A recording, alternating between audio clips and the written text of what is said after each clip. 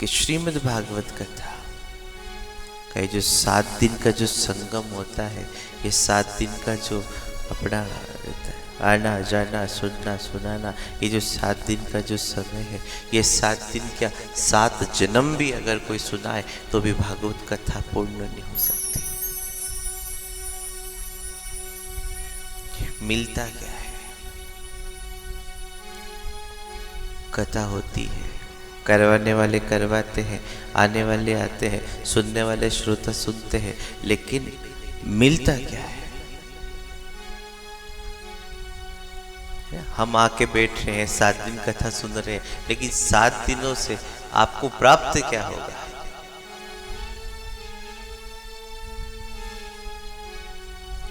भाग्यशाली होते हैं वो जो 7 दिन की कथा सुनते हैं।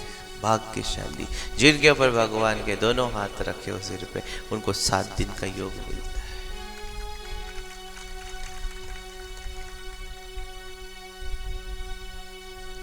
सात दिन से आपको प्राप्त क्या होगा और क्यों सुनना चाहिए? भगवान से भी कहना है प्रभु कथा सुनवाओ ना, तो 7 दिन की सुनवाना, कृपा 7 दिन की करना।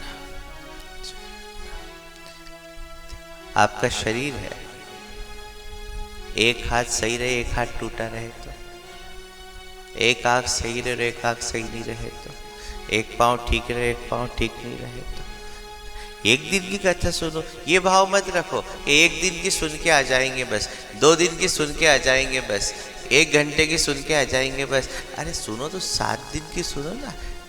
जीवन साकार करना है तो 7 दिन की सुनो।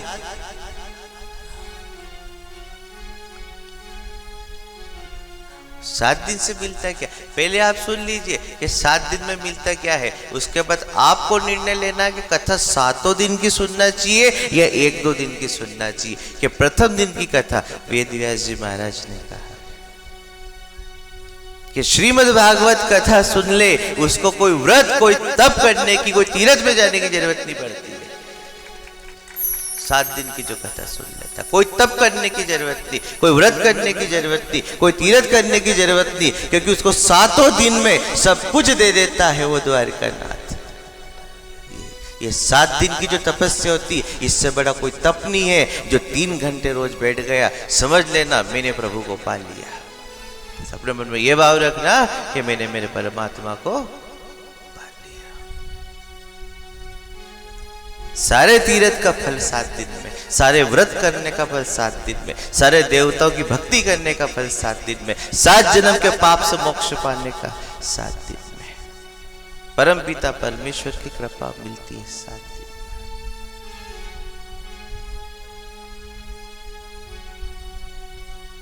आप सब किसान लोग ही हो, खेती करना सब जानते होंगे। आपको मान लो 2 बीघे जमीन है और सब चीज बोनी है, क्या क्या बोओगे? गेहूं बो दोगा, ने चना नहीं बोगा तो दाल गाय की खाओगे, थोड़ा सा भी बोना पड़ेगा। चना बोदा धनो नहीं बोगा तो डालोगा कि थोड़ा सा भी बोना पड़ेगा, और लहसुन कांदा नहीं बोया तो वो भी बोने पड़ेंगे ना। चलो थोड़ा सा आलू भी धर दो काट काट के, करते हो, थोड़ी सी खेती रहती है लेकिन उसमें भी सब चीज लगा देते हो, लगा देते हो, लगा देते हो। तो ये 7 दिन की कथा होती है ना, 7 दिन की सुनो, सब कुछ मिलेगा। लेकिन 7 दिन से प्राप्त क्या होता है? देखो व्यास जी महाराज ने बताया है कि सब तीर्थ का फल, सब व्रत का फल, सब देवता की कृपा प्राप्त होती कि पहले दिन की, ध्यान से सुन लेना, कि प्रथम दिन की जो भागवत कथा सुनता है वो समस्त पापों से मुक्त हो जाता है।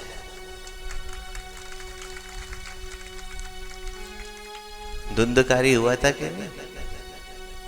कि प्रथम दिन की जो भागवत कथा सुनते हैं वो समस्त पापों से मुक्त हो जाते हैं। ये पहले दिन का अर्थ है।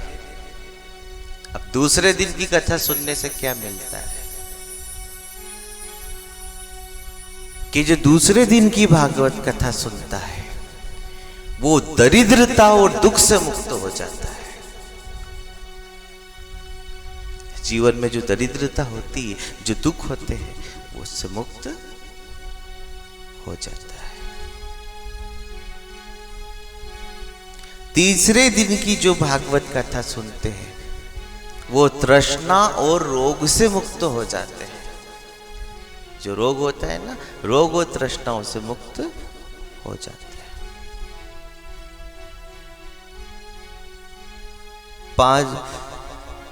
पांचवें दिन की जो कथा होती है वो आनंद दे देती है।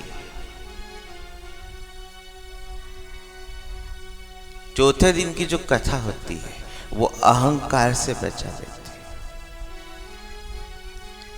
छठे दिन की कथा जो होती है वो सुख शांति समृद्धि दे देती है। और सातवें दिन की पहले की भी सुन ली, दूसरे की भी सुन ली, तीसरे दिन की भी सुन ली, चौथे दिन की भी सुन ली। कई की तो ऐसी आदत रहती है, काम बिगड़े तो बिगड़ जाए, लड़ाई हो तो हो जाए, कथा तो 7 दिन की सुनागा, जो को देखे जाएगा। कई की रहती है, इतनी पक्की भक्ति रहती है, जो होगा देखा जाएगा, लेकिन कथा तो पूरी सुन ली जाएगी।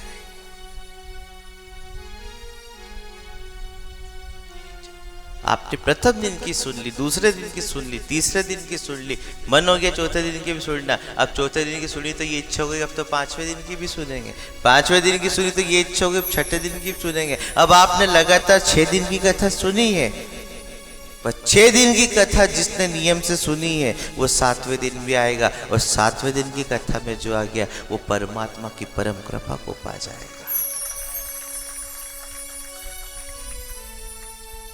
कई लोग ऐसे भी होते हैं, अपन तो आखिरी में सुन लाना,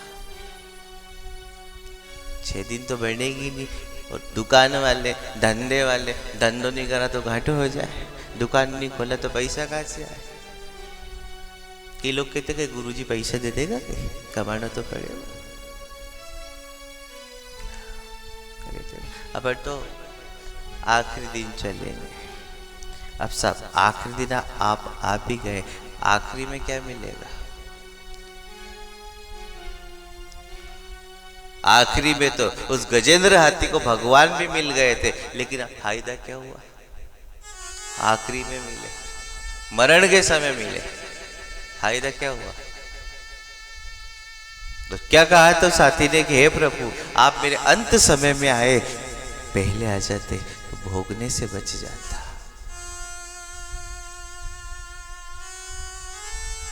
जो लगातार 7 दिन की कथा सुनते हैं उनको मुक्ति मिलती है, और जो 8 दिन आते हैं उनको दोने में नुक्ति मिलती है।